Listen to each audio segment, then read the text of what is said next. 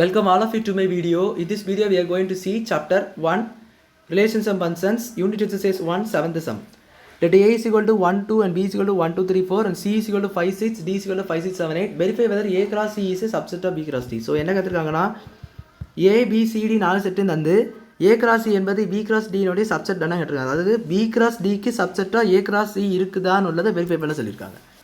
அப்படி பாக்கும்போது ஃபர்ஸ்ட் நாம A cross C கண்டுபிடிக்கணும். So A cross C வந்து 1, 2 cross 5, 6 அப்படி எடுத்தீங்கன்னா 1, 5 1, 6 2, 5 2, 6 அப்படின்னு வரும்.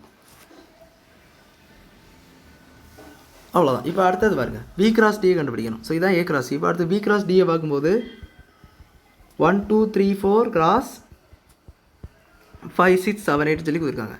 ஸோ அப்படி பார்க்கும்போது நீங்கள் 1, 5 1, 6 1, 7 1, 8 2, 5 2, 6 2, 7 2, 8 3, 5 3, 6 3, 7 3, 8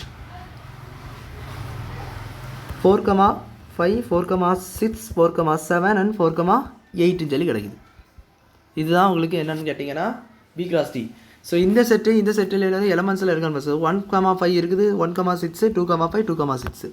ஸோ 1, 5 1, 6 2, 5 2, 6 அந்த 4 எலமெண்ட்டும் இருக்குது. அப்போது A cross C என்பது B cross D னுடைய subset. So A cross C is a subset of B cross D, hence verified. நம்ம வெரிஃபை பண்ணிட்டோம். ஏன்னா A cross C is a B cross Cயில் A cross Cயில் எலமெண்ட்ஸ் எல்லாமே B cross Dயில் இருந்துச்சுனாலே அந்த சப்செட் தான். ஸோ B cross Dயில் A cross Cயில் எலமெண்ட்ஸ் இருந்தது, அதனால் இது ஒரு சப்செட் சொல்லி வெரிஃபை பண்ணிட்டோம். அவ்வளோதான். அந்த சம் புரிஞ்சிருக்கும்னு நினைக்கிறேன். வீடியோ பிடிச்சிருந்தா லைக் பண்ணுங்கள், ஷேர் பண்ணுங்கள், சப்ஸ்கிரைப் பண்ணுங்கள். டவுட்ஸ் இருந்தால் கமெண்ட்ஸ் கேளுங்க. தேங்க்யூ.